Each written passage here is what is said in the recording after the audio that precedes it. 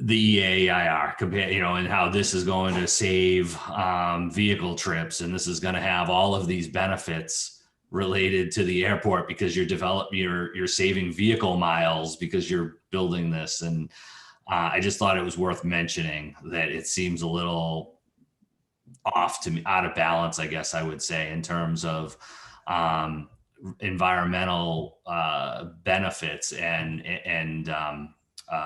it's not that I'm against it. I'm all for this, and I think that it's great that it's included. But I guess I was just mentioning, reading all of the documents, it struck me a little bit as compared to the other ones, how much this sort of almost took up, if you will. Tony, did you have anything further on this? No, I'm all set on that. Thank you. Any other commissioners? So then I think the big one is to really talk about the that I'd like to talk about is the the apron extension. I think that I appreciate how this has been developed and how we've all been working through on this. And I think that ultimately this is going to, as a subcommittee, we'll have a discussion, and then I think it's going to have to go to the full commission as related to the berm and mitigation measures. But out of the document, I pulled out certain just pieces of things that I'd like to hit on. Really, I've got to go back just and so in looking at the way that the document categorizes potential impacts, I feel that it's very dismissive in terms of potential impacts, that environmental impacts that may occur as a result of this part of the project.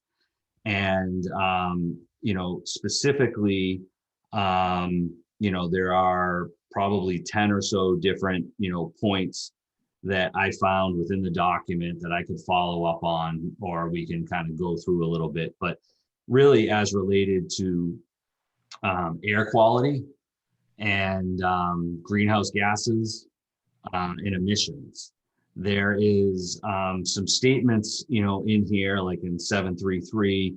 The projects are it's just statements, not expected to be a substantial source of pollutant emissions. And again, over and over, when it comes to emissions, there is this sort of underlying, there'd be this reduction in motor vehicle emissions because of the crew quarters project. And I find that to be just a little bit off, I guess, in terms of that we don't in any way try to quantify mobile emission, the jets as a mobile emission source on the ramp, but we do for vehicles going back and forth to crew quarters. And so, the projects, are kind of, it states, would benefit mobile source greenhouse gas emissions due to improved ground operations and reduction in employee vehicle miles traveled. But again, nothing about the jets idling on the expanded ramp. And I did read and agree that the thought being that there would be more efficient operations, that essentially you already have these jets, and or if they had to come and go, that this represents an improvement, which I don't necessarily disagree with. But my point of this is I support the project, but I think that this is the point in time where, if we are going to talk about mitigation related to this kind of an expansion from an environmental perspective, this is really, there's a couple ways that we could go about it. We could have it come out through the process, or the airport could be a bit more proactive in what was proposed for mitigation measures. And in terms of greenhouse gases, my thoughts are along the lines of additional ground power units. I would see that, as well as an operation and management plan for the ramp, which is something that Noah and Tom and I have discussed, and it's reflected in the way this is drawn. I think it's great. how the jets are shown parked, and that they would be tow in and tow out, type of an operation. But I'm thinking that perhaps that needs to be codified, such that, that is part of your overall mitigation strategy, is that if you have, a manual that says, to the extent that it's safe, and always safety first, but in general how this ramp is managed is tied to a decision from the secretary in the permit, I think would be beneficial. And I think that it's important that the more things that we need to show, I believe, as we go public sort of with all of this and into the hearing process, that we are sensitive to the potential environmental impacts for the project. And I feel like just saying that you're going to have this ramp set up, and that we're not going to address things related to greenhouse gases and emissions. I think I'd like to see something more put in there, I guess is what I'm saying. And that's one of my ideas, but and perhaps that ties back to the need, as we've talked about, to purchase additional ground power units. And maybe that comes out of this. You actually say, as part of your mitigation, that we're going to obtain X number of additional, ground power units for the jets. I could see a condition, though I don't know that it would get there, but what about even that, this part of the apron is mandatory GPU type use or something along those lines. So those are some thoughts that I had related to greenhouse gases. And, again, when you look at the like page 733, and I'd be looking at section 7.3.4.2.2, direct impacts related to mobile source emissions. And it's pretty specific that it says that, there is the potential for, it says, what do I have here? It says, as such, these projects would not create a reasonably foreseeable increase in aircraft greenhouse gas emissions. So I think that should be studied a little bit and discussed and quantified. I guess I'm not sure that I agree with that statement. So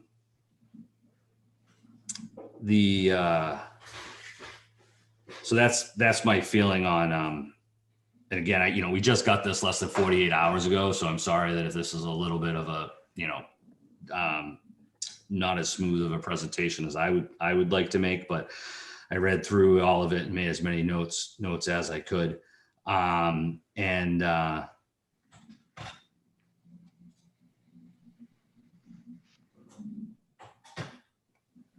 Tony, did you have anything on before I move on to the three categories related to greenhouse gases and emissions, thoughts or concerns?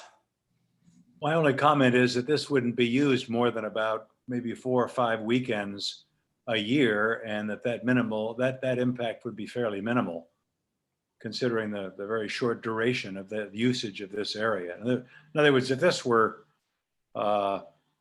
an area that was going to be used year round, I think you're absolutely right. I think, considering that we're going to have a very limited use for this area, that the impact is going to be maybe less than we think. Dan or Ms. Topham, anything on emissions? No, but I don't know anything about the subject, but I sort of intuitively agree with Tony. Sure. My other concern related to the two other concerns, which I think are going to go towards the berm and my hopeful support ultimately of the commission for the berm, are related to both noise and lighting. And so there's several sections of the document which reference the berm, and I can give you the specifics. And I certainly appreciate that it's on the plan, that we have a design, but we understand that this ultimately is going to have to be a commission decision as to whether it's something that gets funded. But in the document, it states that there will be impacts related to noise and to as a result of lighting, and that the berm could be a benefit to those. However, not proposed at this time. So, in my opinion, the berm should be a condition of the approval related to environmental impacts. And I can get specific on that, where we are. Let's talk about lighting first. So one of the things we had discussed at our last environmental subcommittee meeting was a lighting plan, and I still didn't see a lighting plan anywhere in the documents, and I'm wondering if I missed it. I don't believe there is a lighting plan on the document. So I'll say the same as before. I guess, the ramp has significant, lighting, much like presuming if it's going to be, lit the same as the other ramp. And I wonder how an environmental impact report cannot address the lighting that's going to happen with this. I feel that it's rather dismissive of lighting impacts. And section 7.3.10 visual effects, it says no established significant threshold, but that it says construction of proposed projects would be visible by nearby properties, although such activities would be temporary. And so most of the project flat, low-lying areas, it says lighting associated with projects would not be substantially different from that of existing infrastructure.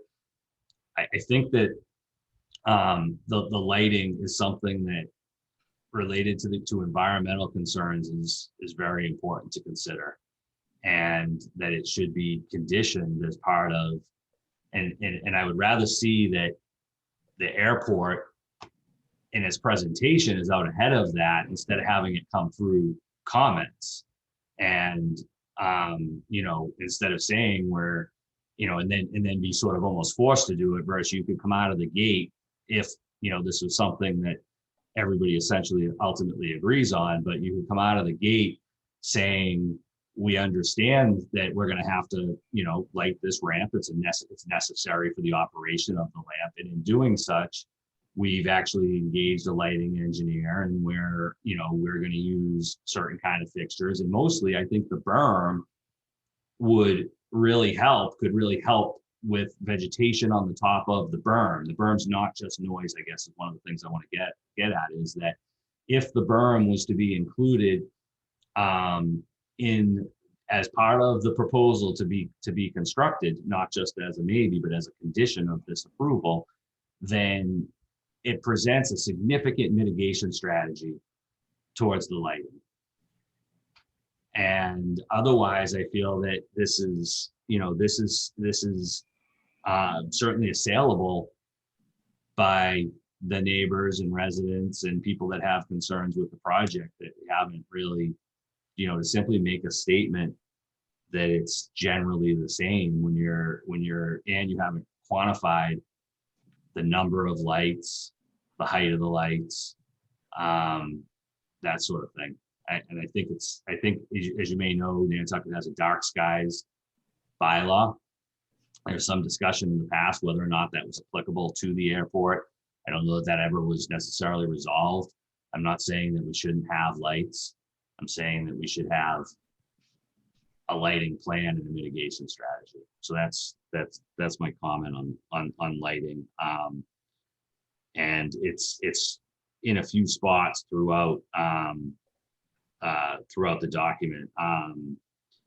Specifically, also section 6.311, visual environment, including light emissions. And third paragraph, to the west, there is a vegetated buffer between the residents and the airport, providing some reduction in visible light emanating from the airport. Again, some of that is going to be reduced, but we also could enhance that and say, based on having a vegetated berm. I think that's important too. It's not just a berm, but a vegetated berm. You've designed this nice 10-foot wide plateau on the top of the berm that could really be a benefit then for planting. And, and then really kind of get at, the berm, the design was 15 feet high based on what I read. And then if you get some, evergreens, cedars, some native vegetation on the top there, and I think you really could, that as a collective mitigation strategy for both noise and light, I think would be a really good position for the airport to take. And what I'm hoping will come out of this is a recommendation from the subcommittee to the commission to to incorporate that and commit to this berm as part of this project. And that way there is in preparing the application before it actually goes out, you can say that this is the mitigation strategy. May I ask a question? Sure. My understanding of the EAEIR is that it basically relates to the environmental permitting of projects such as this, specifically related to flora and fauna, if you will, and maybe some other areas that need permitting. How does the putting aside the issue of whether we should do it or not, but my question is, how does the issue of noise and or light abatement fall within the EAEIR? Sure. I mean, I'm sure I'd be happy to defer to both the consultants, but the flora and fauna is as related to one small subsection of rare species, and that's going to be covered by the comprehensive management permit for NHESP. However, the EAIR has like 10 or 12 subsections, which include things like air quality, coastal resources, greenhouse gases. I think that part of this is that the entire commission probably hasn't seen this entire document. And so the sections that I'm referencing, the environmental permitting is not, the flora and fauna is only one subsection.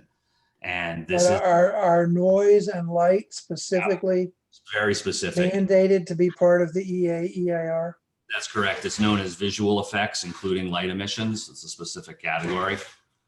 And then the other specific category is greenhouse gases and emissions. So, and then the other specific category is I think is it listed as noise or something similar to that. But yeah, these are all individual categories. And I think that before this is finalized and submitted, the commission could spend a little more time on this to really see. Another one, for example, is also archaeology in historical resources. These are all, and then all of when the EIR goes out, it goes out to a host of a dozen or so agencies that are all going to comment on each of these individual things. And that already happened last year as part of the environmental notification form. And so included in this document, which I'll get to in a little bit, there is also quite a few comments that have already been received. And the consultants, I think, did a great job in, going point by point and saying, yes, we've addressed that and this is where it can be found. But I think there's also a few spots that we should look at that. So that's where if we don't bring it up, these same points are likely to be brought up by either the neighbors, attorneys with people with concerns, and consultants. It really depends. A project like this against certain properties and the value of these properties, this could get more involved. And I think that that's part of why I think that the airport, the more proactive of an approach that we take, even if it's going to to some extent slightly beyond the minimum required by, say, FAA, doesn't mean that it wouldn't either end up being required by the secretary as a result of this, the issuance of this certificate and the whole process. And as such, I just think we could, show that we're doing more and considering these impacts. So really, if we go to the, that was light, and then I'll go to noise. I just got to find the section. So on page 7-45, section 73625 mitigation measures, the proposed projects are not expected to result in significant adverse noise impact. And, I understand that, the proposed projects are not anticipated to exceed any FAA noise thresholds, but we did do the study which showed that there would be increases to nearby residences, some fairly significant on the, you start to talk about a 10 decibel increase.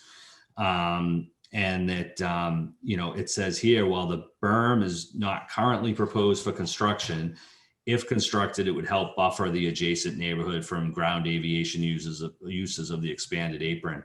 And I think that if there was an agreement to construct the application could be strengthened to say, as a result of this, we are mitigating those impacts.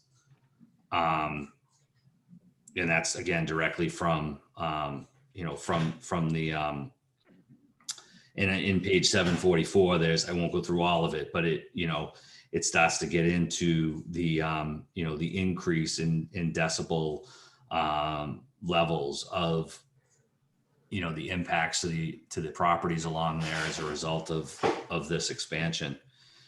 And I think that this is going to be a point of a lot of discussion and concern. And as of right now, the way this is proposed, if this goes forward, it's essentially, there's a spot in here I'll find that, it's pretty much stated that, the airport does not propose any mitigation measures.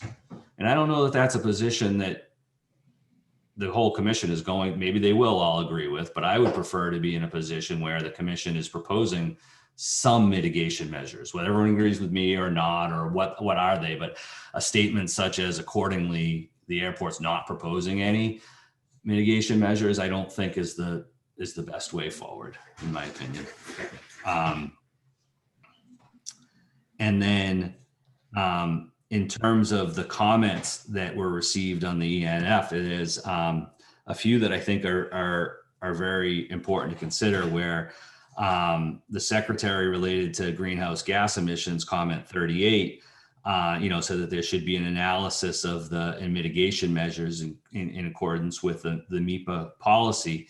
And then the response is that the airport does not expect the proposed projects to result in substantial greenhouse gas emissions. And it says that they've analyzed potential for mobile source, but then where applicable. But then when I go back, I guess I'm wondering where the jets come in. Where are the emissions from the jets operating on the, and running on the ramp considered and analyzed in this? And how would that be mitigated was my comment. And then finally, I think that there was, a really good comment 526 by the regional engineer from the Bureau of Water Resources that, it said the draft 61, the findings that you've included in the draft, in his comment was that, it should, this puts it very well, should contain clear commitments to implement mitigation measures, estimate individual cost of each proposed measure, identify the parties responsible for implementation, and contain a schedule for implementation. And the response is that, here's your draft and it includes these things, but I think that could be a little more well-developed. And I think that if the commission was to agree, I understand as consultants, that this isn't the berm, it's not something that's authorized. And that there would have to be further discussion on that. But, and likewise to whether or not there was going to be any mitigation measures related to lighting or the greenhouse gases should all then be incorporated into the draft section 61 findings. I think that was most of the stuff that I had related to the berm. I have two other things, but they're to the side. So I think I just probably went on about quite a bit of stuff, but there's a lot of material, and be happy to have further discussion on it. Mr. Drake. If I could go back to the berm for a minute, and its noise abatement qualities. What is the noise impact of the proposed parking scheme of having the noses of the parked aircraft pointed essentially towards the west, as opposed to their being pointed to the east? Do we have any indication of what that does to the noise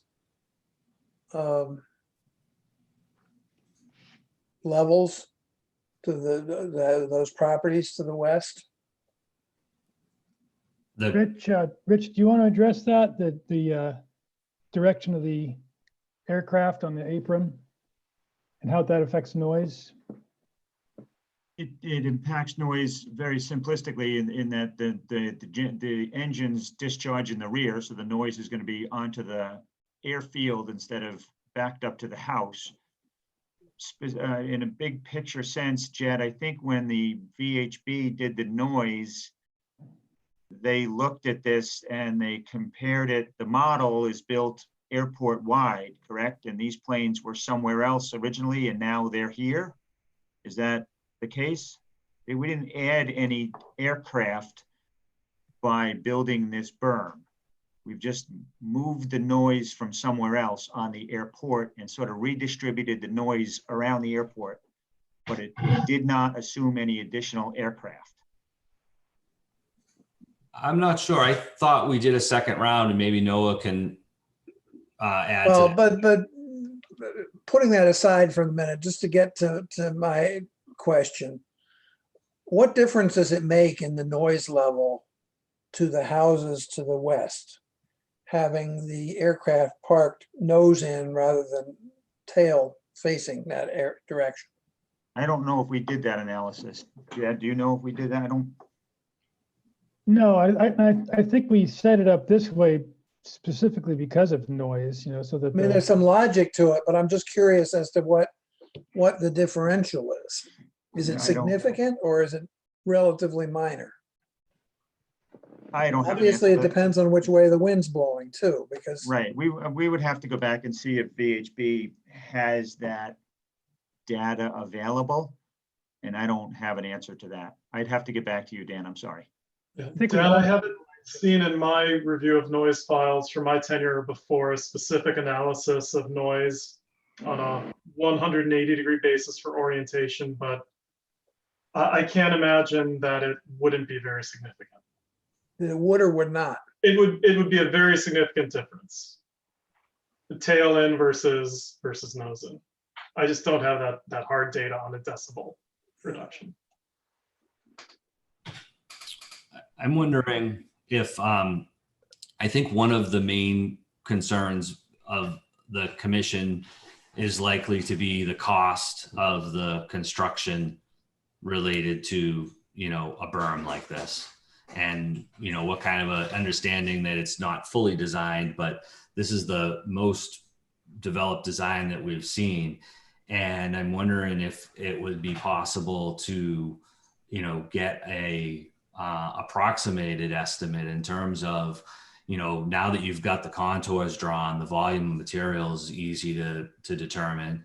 And then our thinking was that we would use the material, that had to be removed to create the proper base for the ramp, and you could calculate that volume of material to hopefully be used. And then, you're only going to have, if any, a delta to supplement that.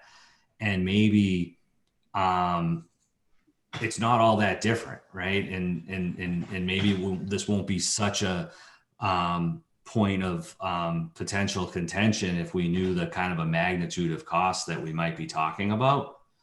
So Arthur, if I can, we have done that, and assuming that we have all the material on site and we don't have to ship any, we're looking at approximately $600,000. And that would be to construct and vegetate it. Correct. Now, And we would didn't that look at, include the we didn't look at stormwater any abatement that's related to it? I'm sorry, Dan? Would that include the stormwater abatement that's related to the Yeah. berm? Yeah, but we did not include any vegetation other than grass in our basic plan. It also doesn't include potential mitigation for habitat impacts. Yeah, but my understanding from what I read in the piece of your report we have, that's a relatively small area, isn't it not? Where the berm is, where the proposed berm is? It's a So you- small amount of priority habitat, but it's a substantial chunk of habitat in general. And the natural heritage people will look at that. You know, they'll look at the overall impact. They have jurisdiction over just the green area there, the priority habitat. But once you're within their jurisdiction, they're looking to look at all the habitat impacts. And along those lines, I would like to see, I think that there is the potential for improvement of habitat, or, at least try to make a case to them that if we were to, and I understand this will drive up the cost, and now that you're telling me that you're essentially just proposed to probably hydro seed it, I think it does need to be planted, and that perhaps a strategy related to the type of plant species that are used, there could be, essentially improvement of habitat. If you've got concerns somewhere else for moths or whatnot, and we put some scrub oak on there and some cedars along the top, and things that also back to Noah could probably opine on. We have to be careful that we're not creating habitat for species that would be a safety concern. All the birds are going to roost up there and then fly out over the the runway. I understand, but I think that you're in terms of habitat impacts, that you're also putting back something which is all natural. And if you were to use some native vegetation, and that you could, yes, there is it's somewhat unnatural topographically. However, I think that you're not, compared to proposing 10 acres of impervious surface, I think it's a positive. Is there any kind of sightline issue with a berm, particularly if it has trees and stuff on top of it? So the height of the berm here does not penetrate any primary surfaces or aviation airspace issues. We did not analyze it with trees on top. But as it's built, it does not cause a problem for aviation. I think I would hope that as part of this, and I don't mean to just add on, but I think it's important to try to, at least what I see, get it right. And whether everyone's going to agree, or majority will agree with me or not, I don't know. But to the lights, I think that when I look at the height of the ramp lights that are along the ramp right now, perhaps that's data that we could get. I don't know how tall they are. I'm thinking 20 something feet, maybe. Maybe even 30 feet, I don't know. But they're going to be higher than the berm. I'm not suggesting to plant a berm to that height. And of course, the light, flow isn't, horizontal. It's going to angle down. So, if you had sort of some shrubby vegetation, if not some kind of evergreens, I think it really could go a long way towards cutting down on the light pollution and visual effects related to the ramp. I also think that back to the lighting effects, part of trying to figure out an operations and management document, if possible, for this, it's sort of already would include what the ops already does related to the current ramp, where they shut down the lights when they're not in use and not needed. So just sort of putting those kind of things in to a document could help show that, as part of environmental impacts, there has been consideration and there are strategies to to mitigate this. Again, I want to see it get permitted, understanding the need, but I also want to see that as one commissioner, and I think all the commission, when we're going to have a hearing that the neighbors raise these concerns, that we could say, yeah, we've discussed and thought about those, and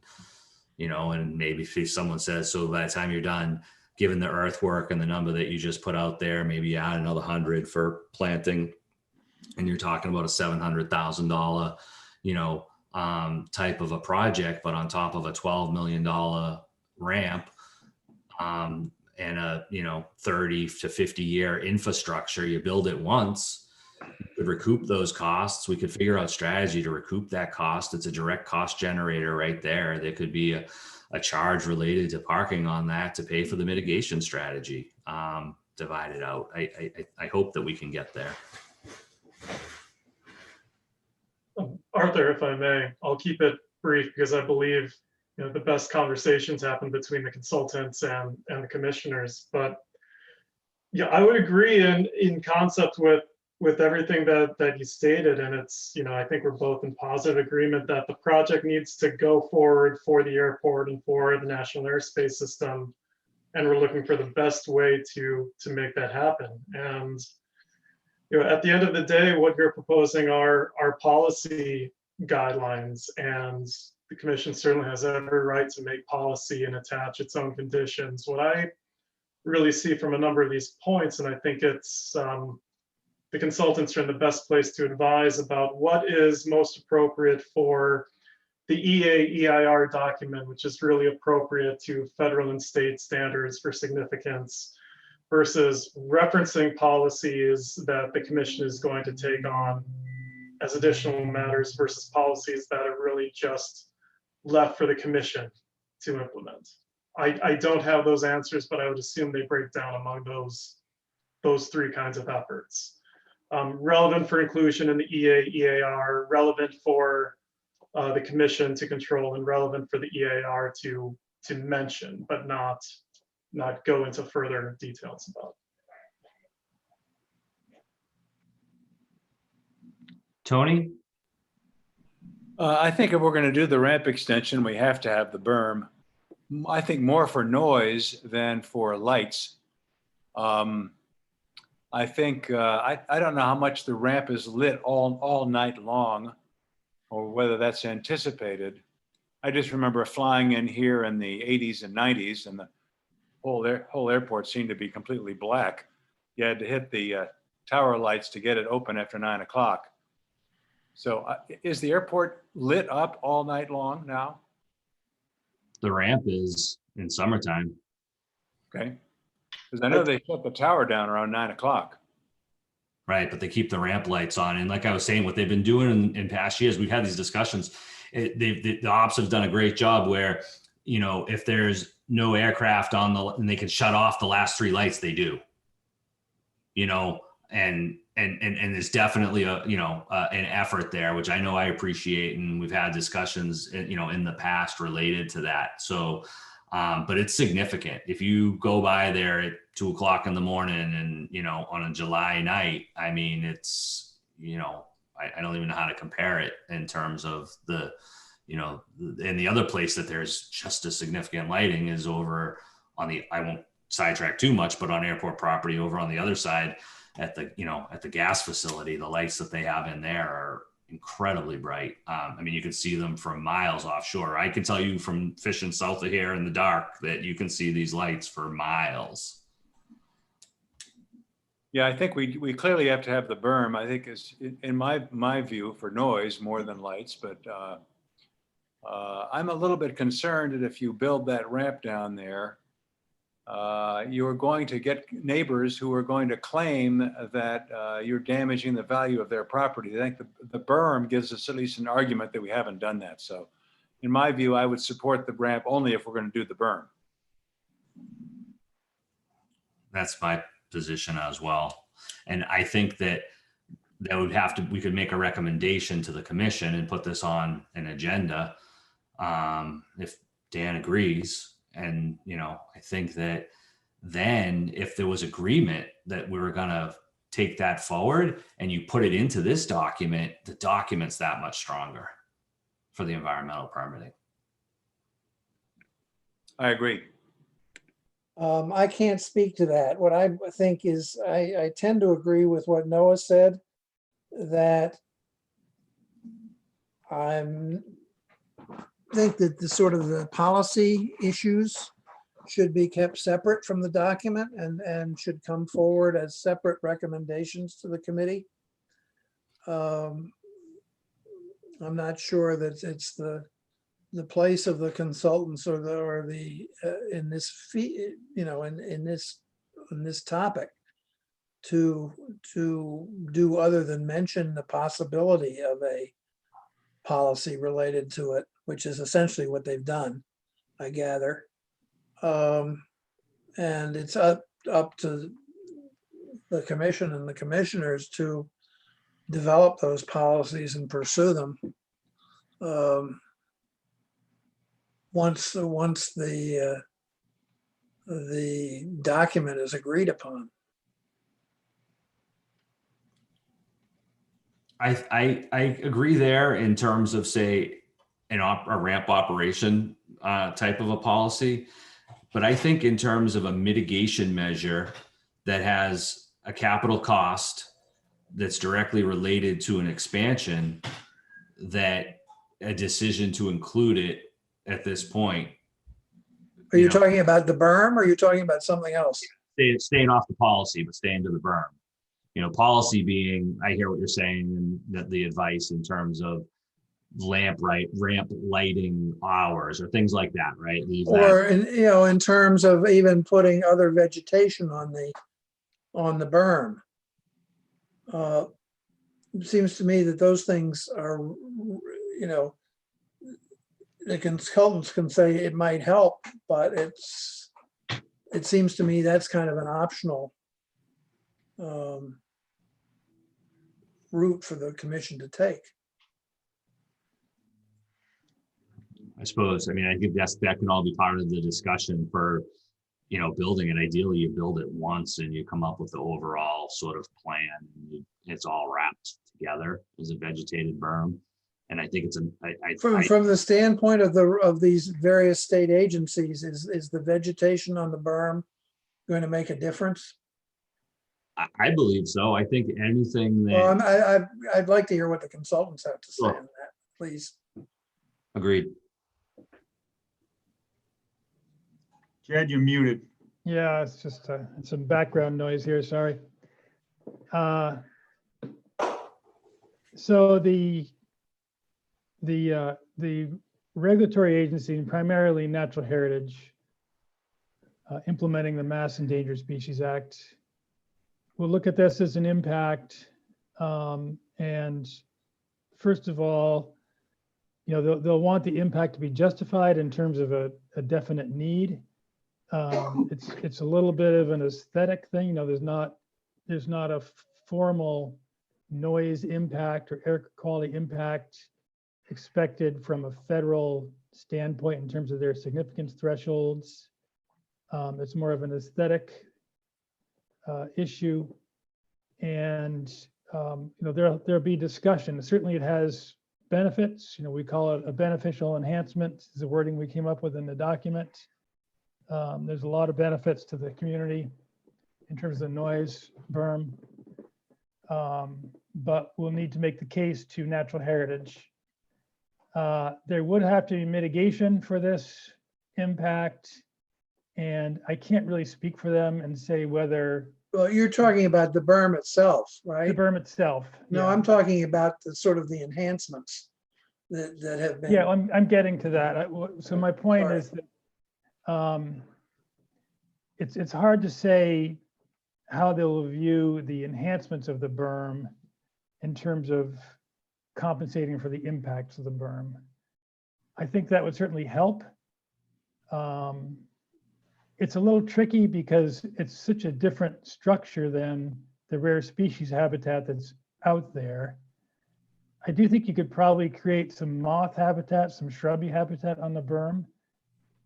But then you get into maintenance, how do you mow a 3-to-1 slope? You have to brush hog it periodically.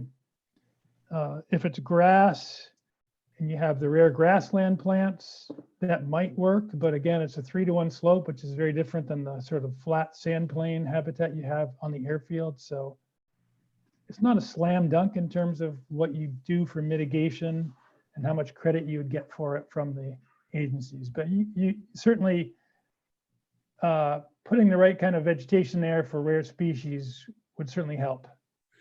If one other question in that vein, if the commission were to approve the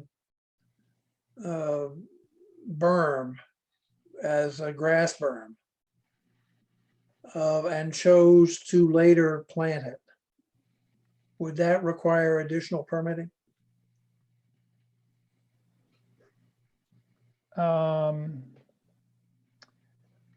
I think if it was constructed and managed according to the permit, the conservation and management permit issued by Natural Heritage, then you would not need a new permit. But if you decide later on you want to change how it's managed, then you would need to amend your permit. All right. Does that answer the question? Yes, it does. Thank you very much.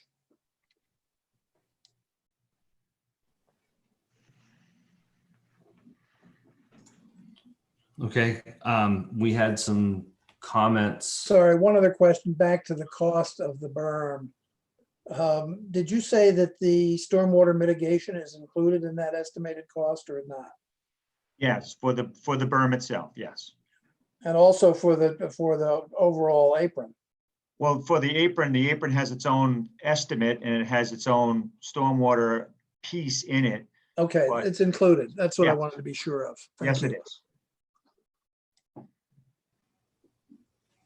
So just so we don't just go around and round on this, I guess, Tony, or it sounds like you and I are in agreement as the subcommittee to make a recommendation to the commission that the berm be included, and then we can take it up from there. Dan, does that seem like a good way to you as well for us to then discuss I agree that that's the right approach. commission level?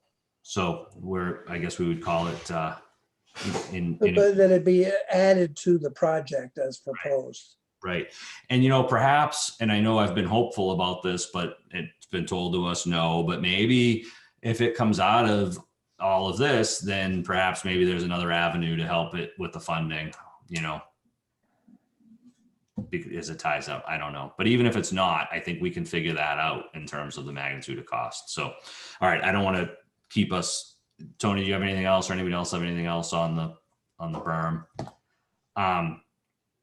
We have public comment on this, which I'll take from it's written. Everyone I think can see it in the chat. I don't know if Ms. Mullen is still here and would like to participate. We can welcome that, or we can read your comments. I don't know how to. Do one of you guys have control? Emily, are you with us? Hi there. Yes, I am. I do actually have to leave. I apologize, but I think I just put all of my comments in the chat box. I'm sorry about that, but I hope that they're useful and helpful. Thank you all so much. I appreciate the opportunity to see the presentation today. Thanks, Emily. Why don't we just quickly, can everybody see in the chat Emily's comments?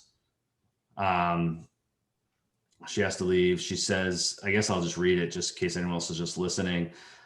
Thanks for the ability to join and hear the presentation today. I met with Noah last winter for an update on the project plans, which was, oh, I just lost it. I tried to, sorry, move it in front of my screen. That's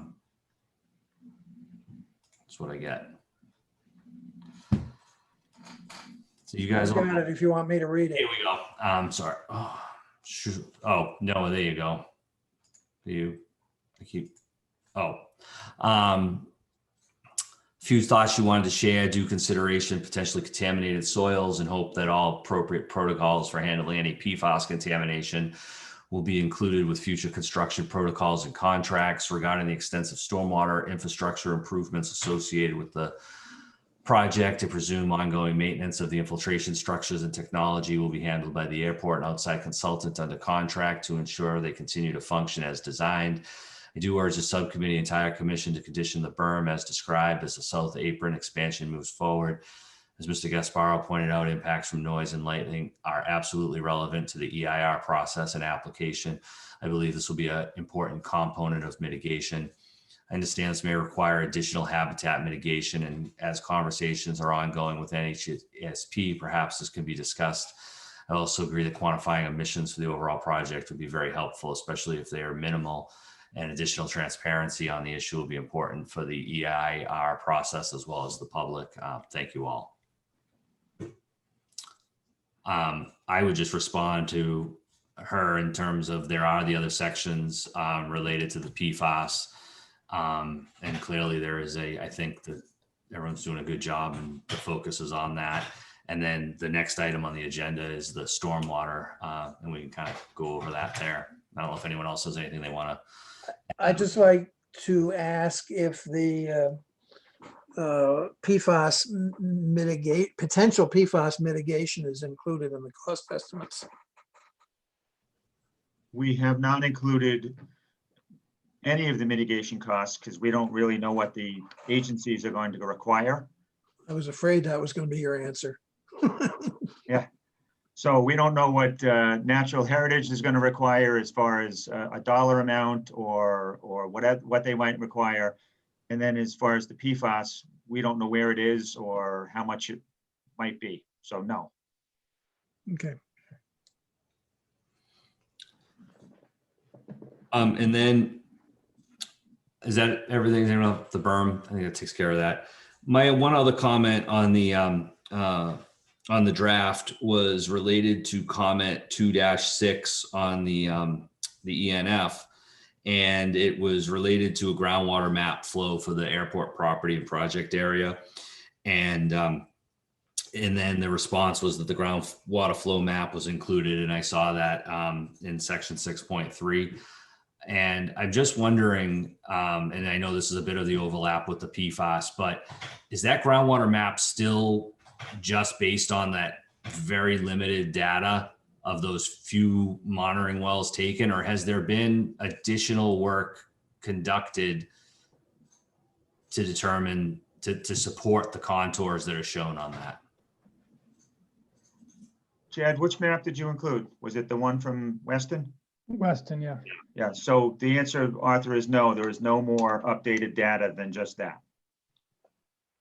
So I feel that that's a bit of a weakness as we keep going forward. And we've brought this up for quite a few meetings. It was discussion even in the spring when we started the PFAS. And I know that we thought maybe the whole plume detection RFP was going to get at that. And then that we, kind of got put into, said that would be out of order. But I still feel that there's so much focus on groundwater, and that we're presenting these maps as if they are definitive, when I feel that they're really, the data that's behind the determination of those contours is very limited.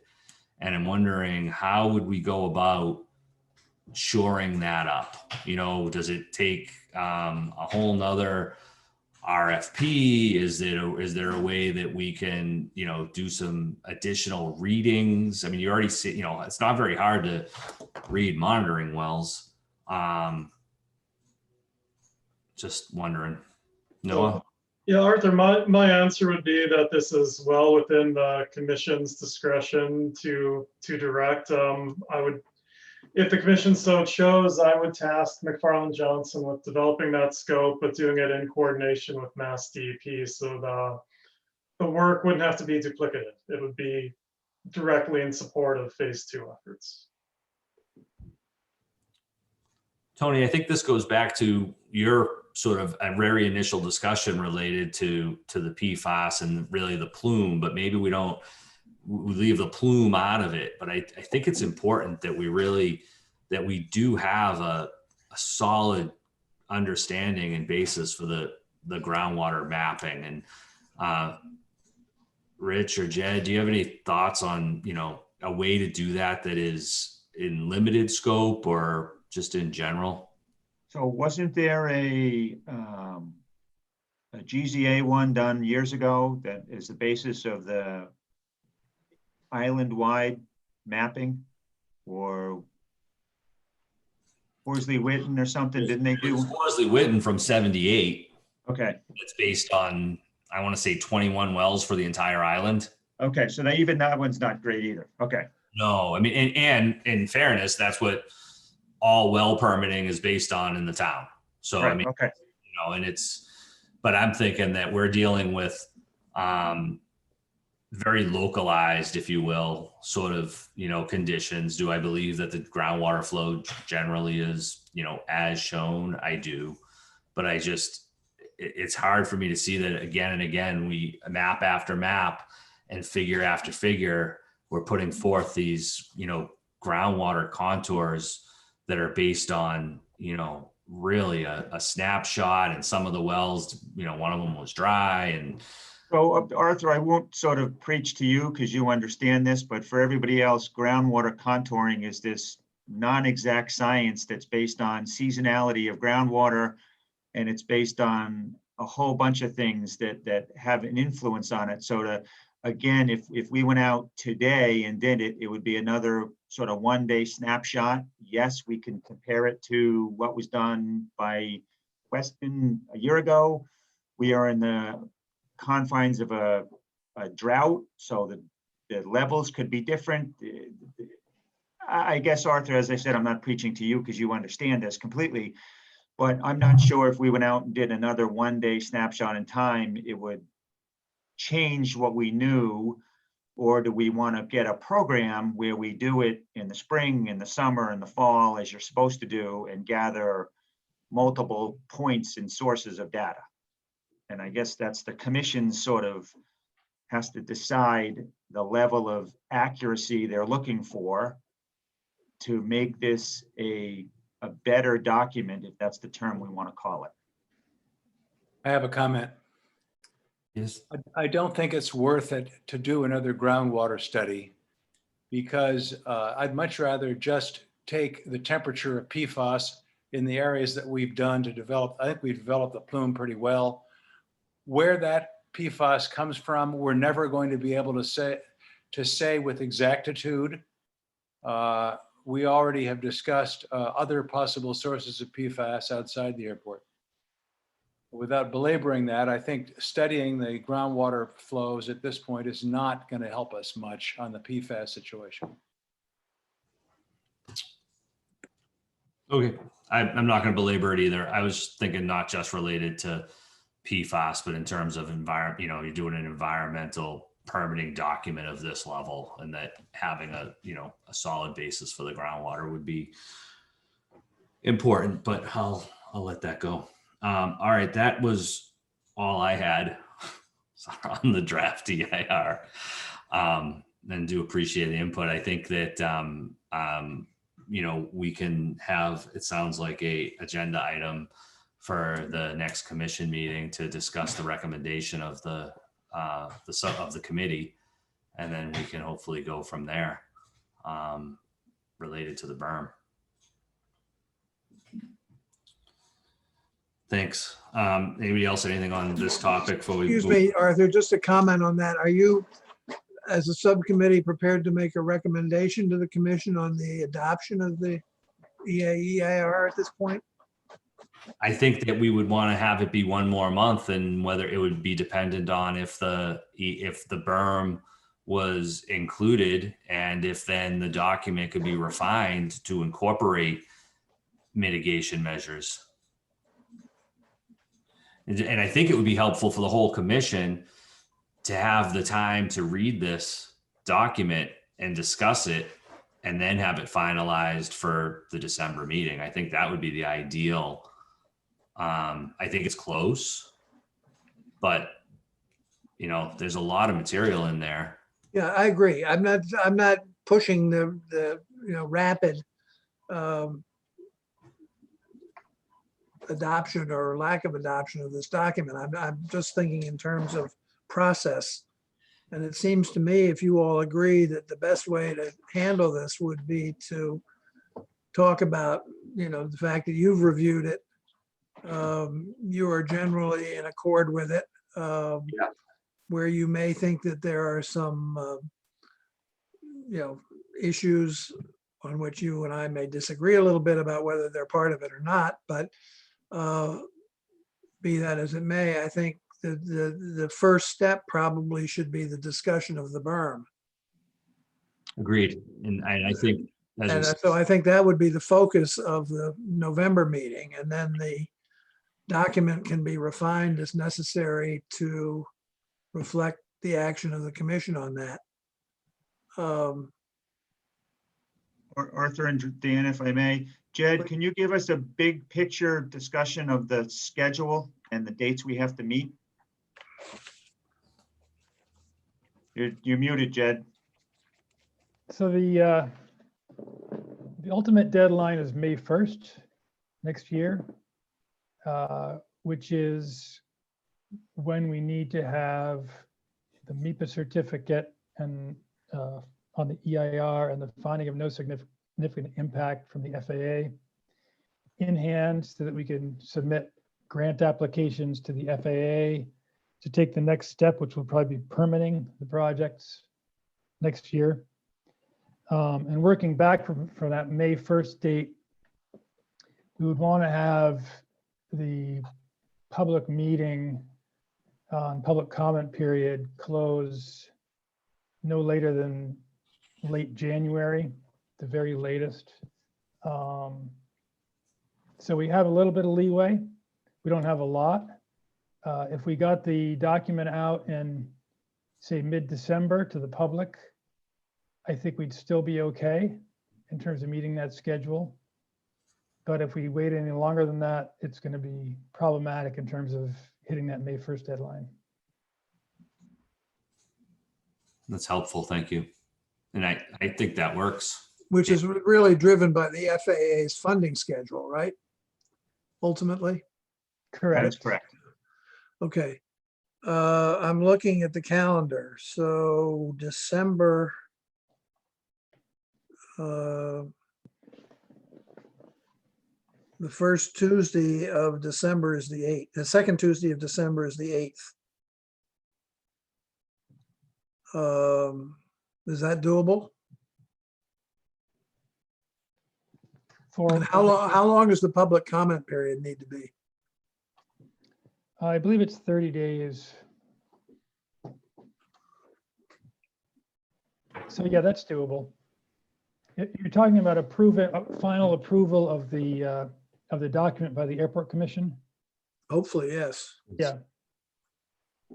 I believe that's doable. Okay. I think that's a good process. All right. Great. Thank you. Moving on to the next item on the agenda was, I believe, the stormwater. No, it was PFAS. Correct. No, I assume we probably don't have to go too far in depth on this. I don't know if we all saw your presentation to the select board last night, and I'm sure this is going to be subject of, an agenda item for the next commission meeting. So I don't want to be too duplicative, but whatever. Mr. Chairman, are you aware, did it register with you as it did not with me? Although I wasn't listening to that part of the meeting, although I looked at the agenda, that the select board approved a contract between the town, the water company and the airport on the new main? It was a, how did they put it? Sort of like a mutual aid agreement or something along those lines. I don't think it was a monetary contract. It was No, but it was the I don't know. Noah, do you want to elaborate on that a little bit? Sure. So we've drafted and we've controlled a document. It's called an Inter-Municipal Agreement to document our approach to bringing the water main to affected properties on Mitigation Valley Road. It still requires some finalization. We did want to bring into the document sort of a more accurate picture of the total feet of water main, the anticipated number of connections, and ideally this would have been on the commission's agenda for their first approval. We don't have a non-draft version of the agreement yet, so I've reached out to town to see what exactly it was that the select board reviewed or signed. Yeah, at this point, I apologize for the confusion, but this is a airport control document that I believe should have come before the airport commission as a body. Nobody's blaming you. I just think it's interesting that they went ahead and approved something. We'll have it on our next agenda, I assume. Yes, hopefully, yes. Correct. Thanks. Okay. Go ahead, Noah. So Arthur, to your point, this is the slide that I'm sharing now is the PFAS update that I provided for the select board yesterday. Already it's evolving because we are pushing this project pretty quickly. I have just signed a couple more access agreements that have been returned for step out properties related to our next sampling. So we're now at, I believe it's 70 executed, and the number sent has increased by several as well. From a standpoint of sampling, I did want to reiterate that we have collected 134 total samples today, not including quality analysis, quality control, sort of duplicate lab blank samples. But these include, there are residences, especially on Mitigation Valley Road, that have been early return access agreements that I believe we've now sampled 3 times. So we're building a wealth of data, not only across Mitigation Valley Road, but across seasons. And we're finding that PFAS concentrations change a little bit, but not a lot. And we've now sampled all of the Mitigation Valley Road homes. As far as an overall study picture of the 68 individual private wells that we've sampled, some of these being multiple times, 22 have resulted in no detection of PFAS compounds. So it is not registered at all. ND is no detect.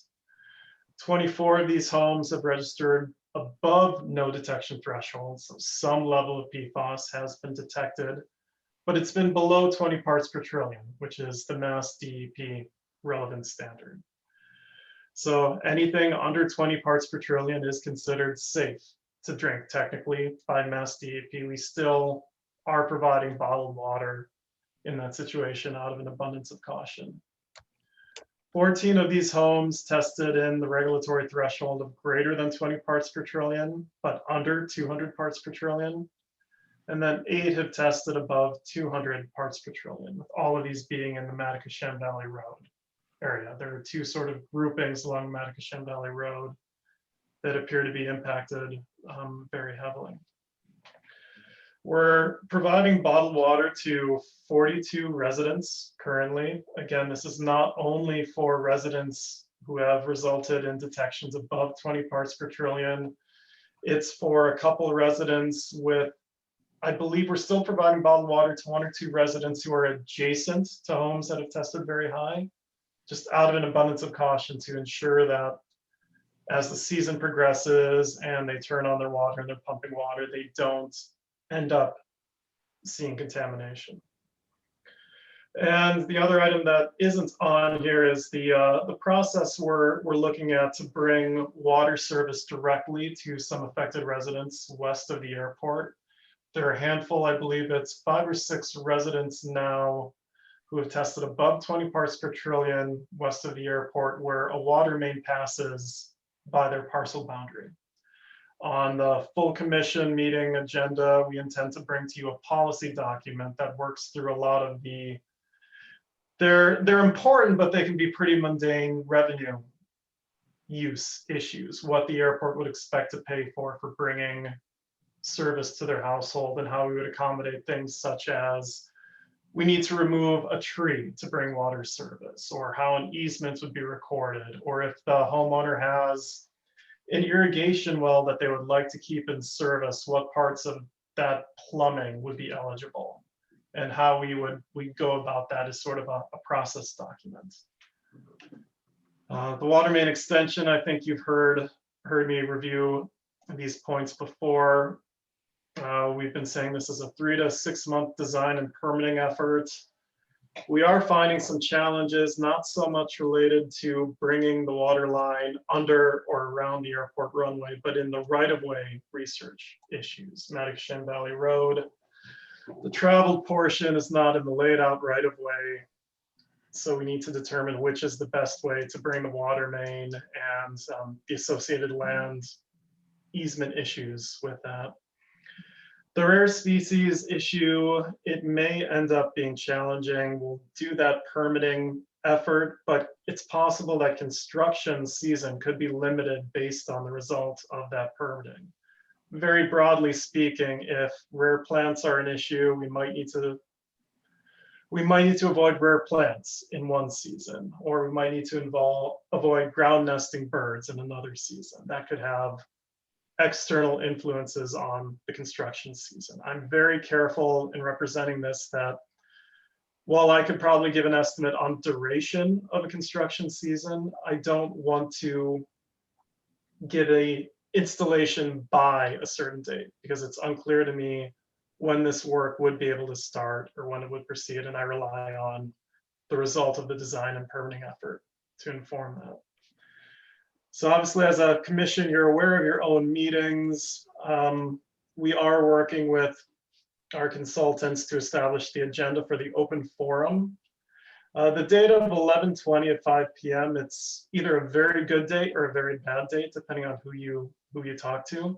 One of the recommendations from the consulting group, which I think is a good one, is for those members of the public who would be traveling and would like to submit comments, we're looking for a way to enable them to submit those comments in advance for us to see and answer in the actual open session, which will then be recorded and posted. That's a quick update. I didn't mean to skip anything. I can go over anything in further details as any of you would like. I just had one question, and you mentioned the water main on the west side of the airport that goes by some of the properties. And what about going down Nobody Our Way? Are we also making some headway there? Actually, if you don't mind, Arthur, I was going to ask Rich to review the actual water main extension agreement, so I'll switch screens and bring up those figures. Please.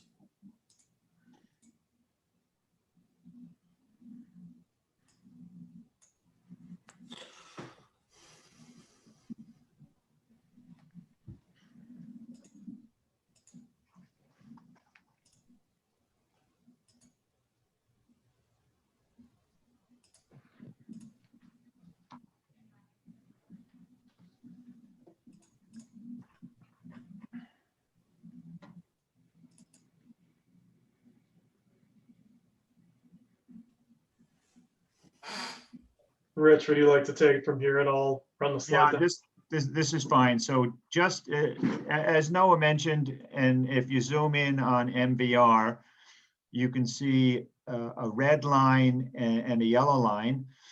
And the red line is the old paper street. And the red shows a water line down the paper street. The yellow is the traveled way, and it shows the water line sort of down the traveled way. So there's a significant difference between the traveled way and the paper street. We just today got survey from Blackwell Associates to sort of giving us the most up-to-date descriptions of the property lines. And it brought in some new interesting pieces of data in that some of the actual old paper street has actually been conveyed to abutters. So the actual paper street is not even continuous down the length of the paper street. If we follow the traveled way, the majority of the water line would be in two places. It would be on your being the airport land, and then just to the right in this picture of the airport is the Nantucket Land Bank. And a large majority of the road travels through the Nantucket Land Bank. We don't have an answer yet on can we put a water line through land bank property. We're still looking at that. But we are going to be preparing a water line layout that sort of follows the traveled way and then goes around some private property and possibly around the land bank as an option. We've spent a pretty good amount of time calling contractors that Mark Willett gave us. So they are companies that have done water work on the island. And so we've gotten prices for open cut, which is what it says, just cut the ground open and lay the pipe in, or some kind of a directional drilling or trenchless technology to sort of push the water line through the property without disturbing the surface. And so that can help us hopefully with permitting issues. If we just push a pipe through, we're pretty comfortable that the environmental agencies would look at this as no issue by pushing the water main under the ground without having to open cut the surface. So I'm go ahead, sorry. Dan. Yep. Is the airport land go basically to the edge of the fence? And then the land bank? So the over- airport, for the survey data that we have, the airport land goes up to the paper street. No, but I mean, going to the east. Yes, yes, Does it go to where that corner of the fence is? yes, it goes to the corner of the fence, I'm sorry, and then to the right of that is Is the land bank land land. bank. So a lot of that portion, the paper street coincides pretty much with the travel That's way. correct. If you know, shift the viewport to the right. No, the other way, I'm sorry. Other way. Yeah, the other right. There you go.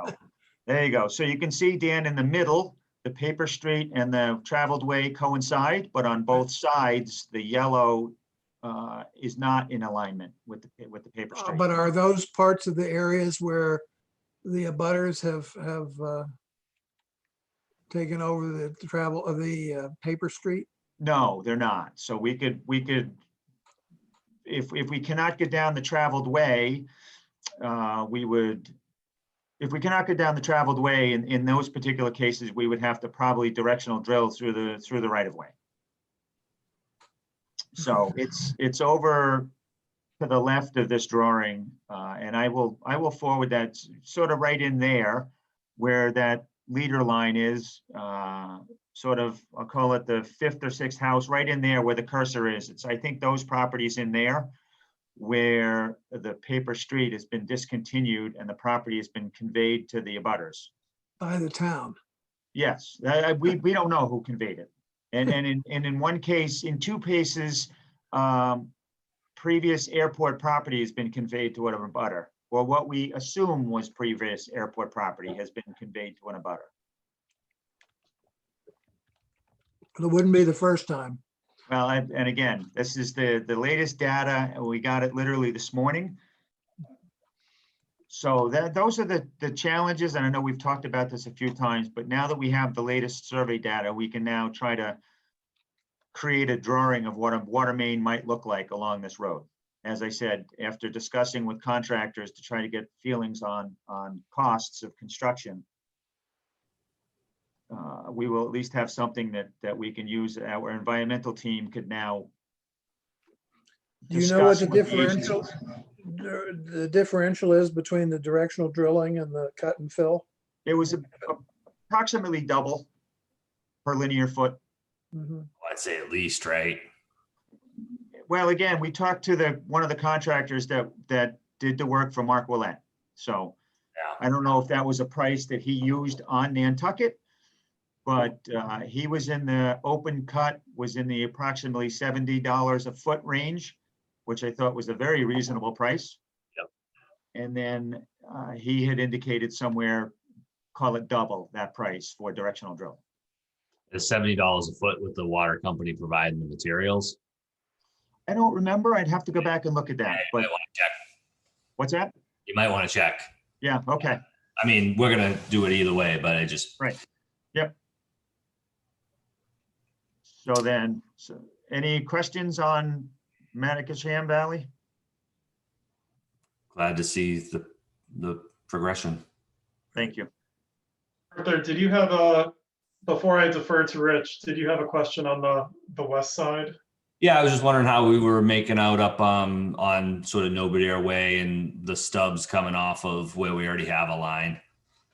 So as Noah indicated before, we have been working on creating this policy on how to handle installation of water lines. For those on the call here that don't know, typically when you apply for public water, the water company is responsible to give you water from their water main to what's called the curb stop, which is the valve in the street.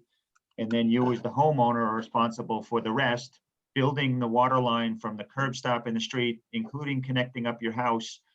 And then the follow-up is any restoration of your private property, be it replace the grass, patch your driveway, whatever hardscape, landscape replacement or upgrades have to be done, that's left up to the homeowner.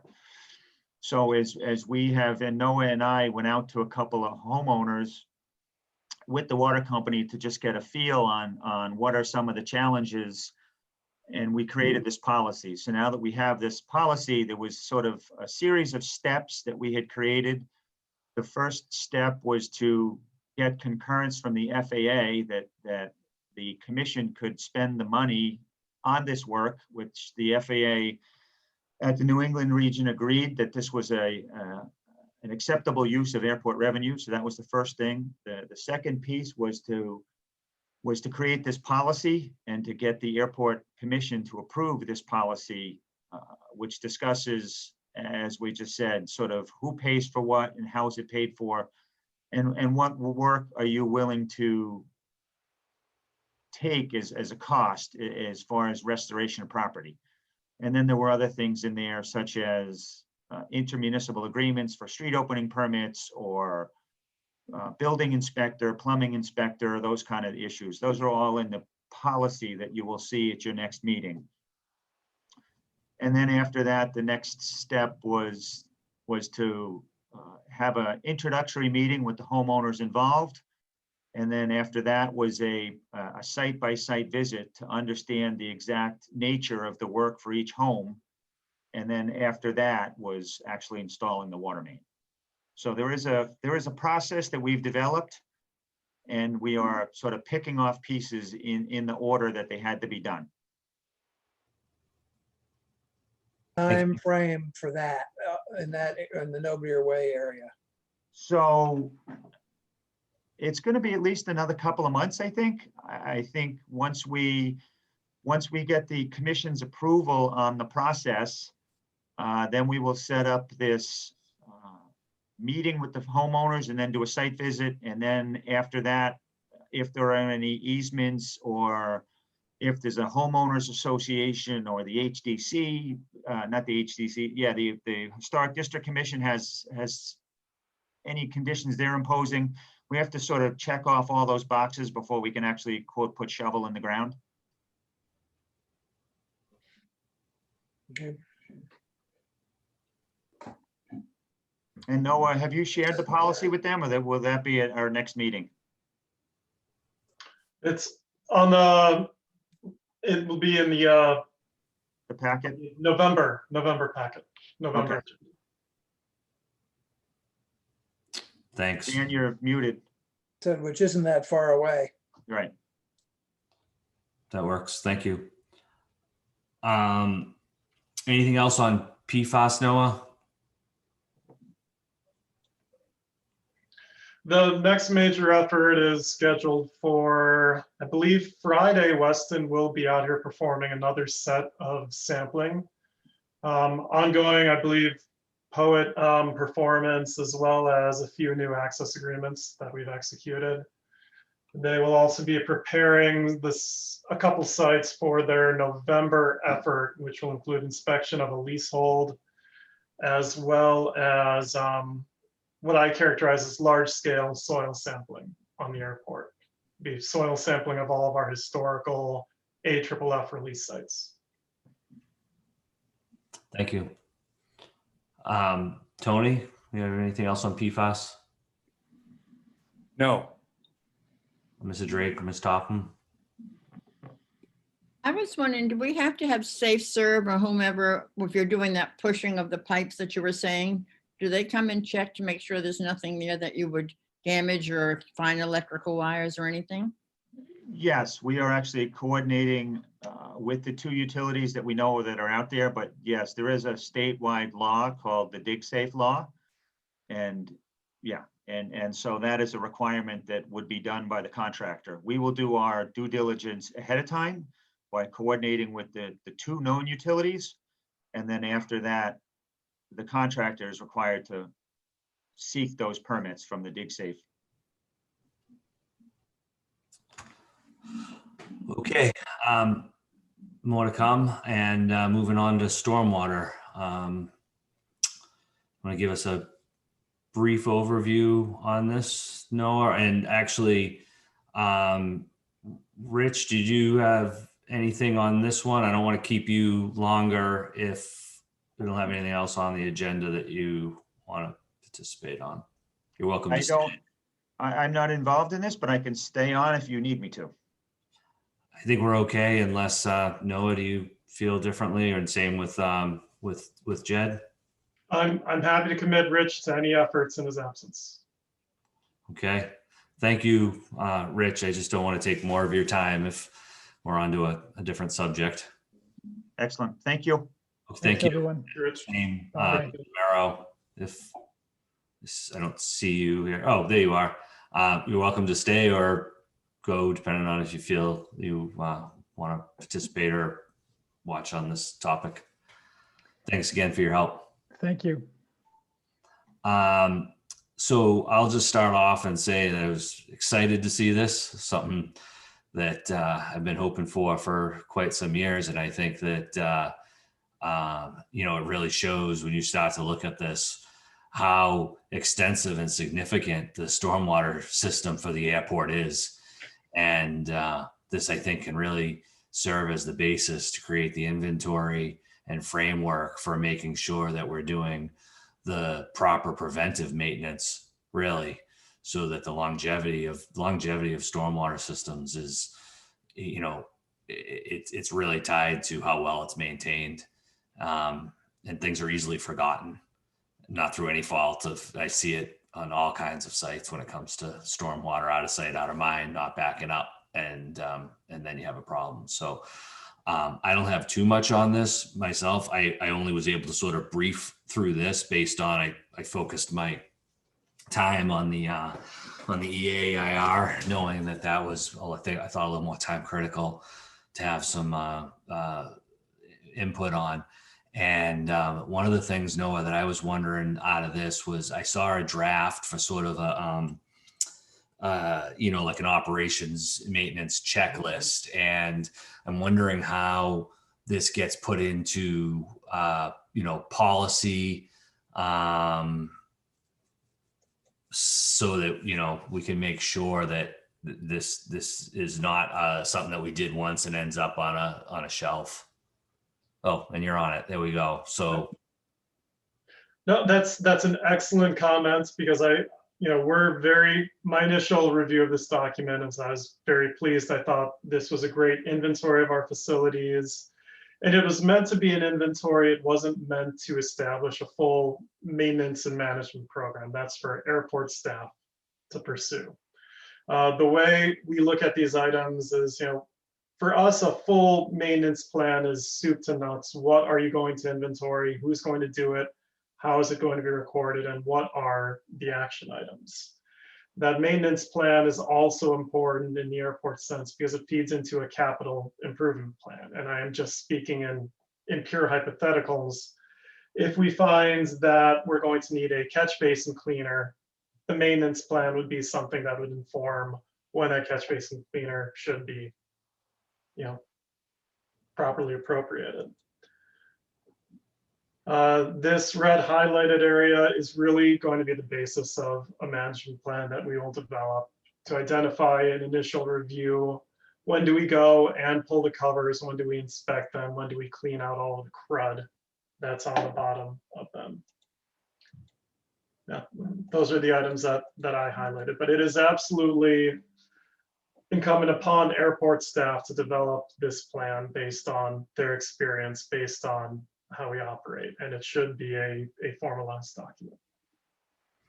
we can look at timeframes to provide such a document back to the commission after receipt of this final product. Great. And I would presume, I shouldn't probably presume it, but that if we needed that kind of a piece of equipment, that it would be reimbursable? My initial reaction is yes, and again, I am speaking hypothetically, but if we're maintaining stormwater to appropriate standards, I believe this would generally be shown to be a eligible project, whether it's for AIP funds or PFCs or ASMP or other existing, typical programmatic revenue.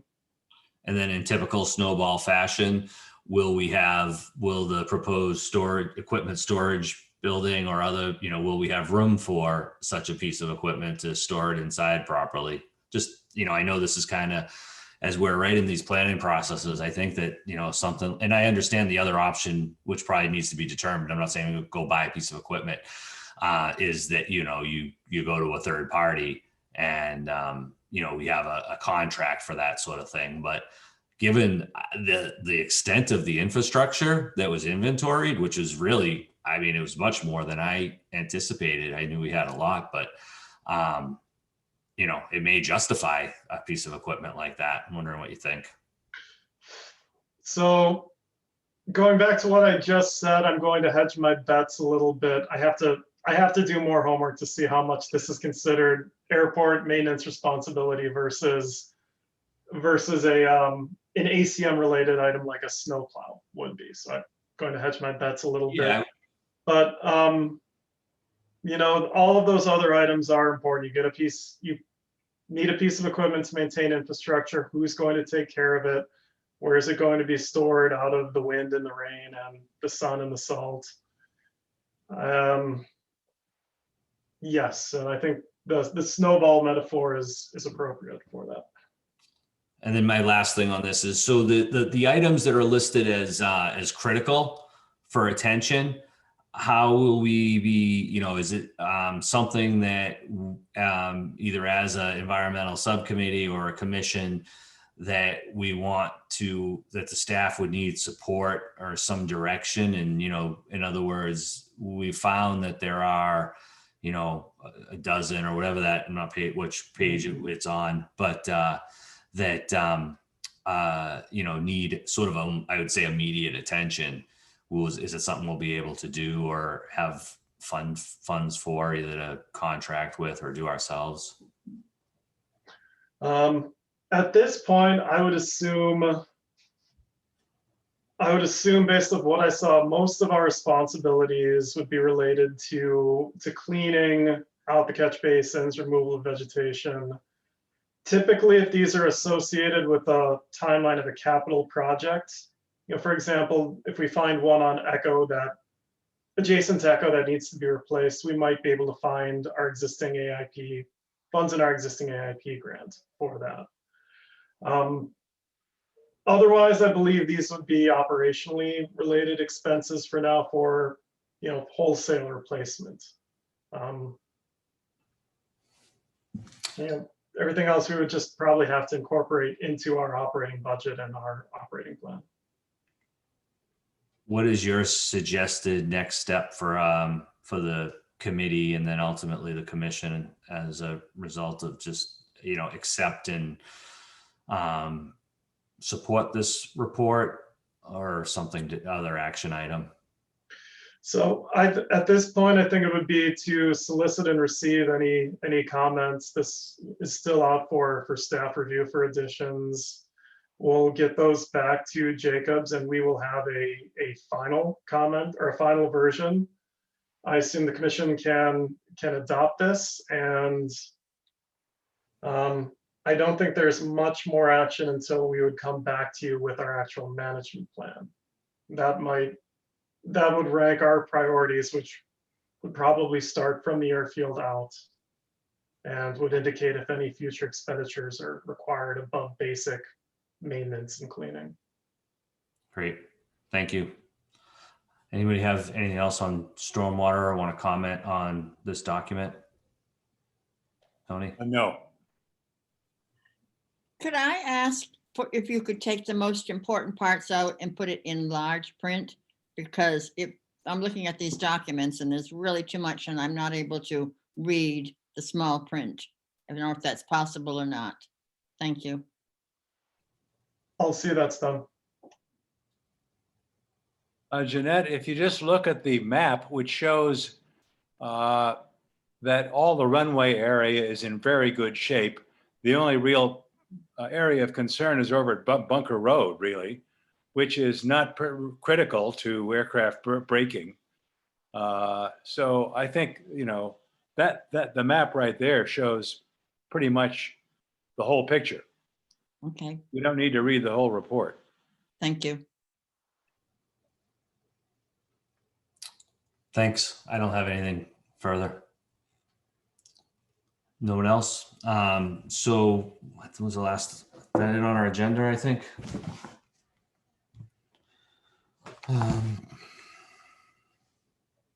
Yes, public comment.